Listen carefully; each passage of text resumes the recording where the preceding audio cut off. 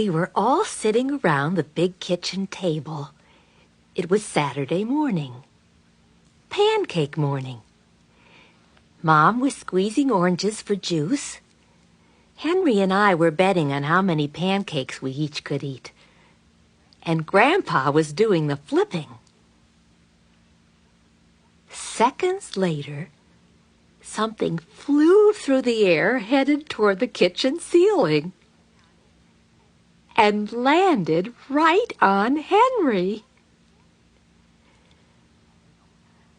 After we realized that the flying object was only a pancake, we all laughed, even Grandpa. Breakfast continued quite uneventfully. All the other pancakes landed in the pan, and all of them were eaten, even the one that landed on Henry. That night, touched off by the pancake incident at breakfast, Grandpa told us the best tall-tale bedtime story he'd ever told. Across an ocean, over lots of huge, bumpy mountains, across 3 hot deserts and 1 smaller ocean, there lay the tiny town of Chew and Swallow. In most ways, it was very much like any other tiny town. It had a main street lined with stores, houses with trees and gardens around them, a schoolhouse, about 300 people, and some assorted cats and dogs.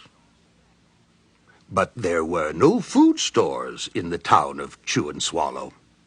They didn't need any. The sky supplied all the food they could possibly want. The only thing that was really different about Chew and Swallow was its weather. It came 3 times a day, at breakfast, lunch, and dinner. Everything that everyone ate came from the sky. Whatever the weather served, that was what they ate. But it never rained rain. It never snowed snow. And it never blew just wind. It rained things like soup and juice. It snowed mashed potatoes and green peas. And sometimes the wind blew in storms of hamburgers. The people could watch the weather report on television in the morning, and they would even hear a prediction for the next day's food. When the townspeople went outside, they carried their plates, cups, glasses, forks, spoons, knives, and napkins with them. That way, they would always be prepared for any kind of weather. If there were leftovers, and there usually were, the people took them home and put them in their refrigerators in case they got hungry between meals. The menu varied. By the time they woke up in the morning, breakfast was coming down. After a brief shower of orange juice, low clouds of sunny-side-up eggs moved in, followed by pieces of toast. Butter and jelly sprinkled down for the toast. And most of the time, it rained milk afterwards. For lunch one day, frankfurters, already in their rolls, blew in from the northwest at about 5 miles an hour. There were mustard clouds nearby. Then the wind shifted to the east and brought in baked beans. A drizzle of soda finished off the meal. Dinner one night consisted of lamb chops, becoming heavy at times, with occasional ketchup. Periods of peas and baked potatoes were followed by gradual clearing, with a wonderful Jell-O setting in the west. The sanitation department of Chew and Swallow had a rather unusual job for a sanitation department. It had to remove the food that fell on the houses and sidewalks and lawns. The workers cleaned things up after every meal and fed all the dogs and cats. Then they emptied some of it into the surrounding oceans for the fish and turtles and whales to eat. The rest of the food was put back into the earth so that the soil would be richer for the people's flower gardens. Life for the townspeople was delicious until the weather took a turn for the worse. One day, there was nothing but gorgonzola cheese all day long. The next day, there was only broccoli, all overcooked. And the next day, there were Brussels sprouts and peanut butter with mayonnaise.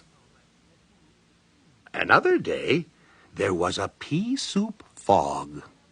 No one could see where they were going, and they could barely find the rest of the meal that got stuck in the fog. The food was getting larger and larger, and so were the portions. The people were getting frightened. Violent storms blew up frequently. Awful things were happening. One Tuesday, there was a hurricane of bread and rolls all day long and into the night. There were soft rolls and hard rolls, some with seeds and some without. There was white bread and rye and whole wheat toast. Most of it was larger than they had ever seen bread and rolls before. It was a terrible day. Everyone had to stay indoors. Roofs were damaged, and the sanitation department was beside itself. The mess took the workers 4 days to clean up, and the sea was full of floating rolls. To help out, the people piled up as much bread as they could in their backyards. The birds picked at it a bit, but it just stayed there and got staler and staler. There was a storm of pancakes one morning and a downpour of maple syrup that nearly flooded the town. A huge pancake covered the school. No one could get it off because of its weight, so they had to close the school. Lunch one day brought 15-inch drifts of cream cheese and jelly sandwiches. Everyone ate themselves sick, and the day ended with a stomachache. There was an awful salt and pepper wind, accompanied by an even worse tomato tornado. People were sneezing themselves silly and running to avoid the tomatoes. The town was a mess. There were seeds and pulp everywhere.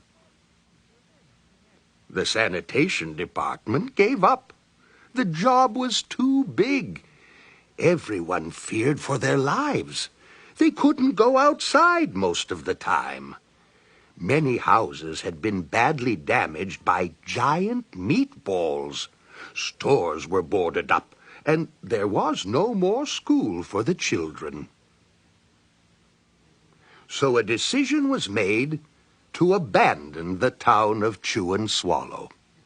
It was a matter of survival. The people glued together the giant pieces of stale bread, sandwich style, with peanut butter. Took the absolute necessities with them and set sail on their rafts for a new land. After being afloat for a week, they finally reached a small coastal town which welcomed them. The bread had held up surprisingly well, well enough for them to build temporary houses for themselves out of it.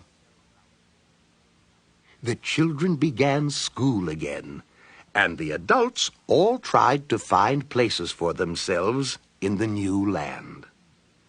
The biggest change they had to make was getting used to buying food at a supermarket. They found it odd that the food was kept on shelves, packaged in boxes, cans, and bottles.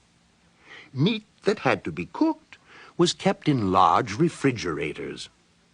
Nothing came down from the sky except rain and snow. The clouds above their heads were not made of fried eggs. No one ever got hit by a hamburger again. And nobody dared to go back to Chew and Swallow to find out what had happened to it. They were too afraid. Henry and I were awake until the very end of Grandpa's story. I remember his good-night kiss. The next morning, we woke up to see snow falling outside our window.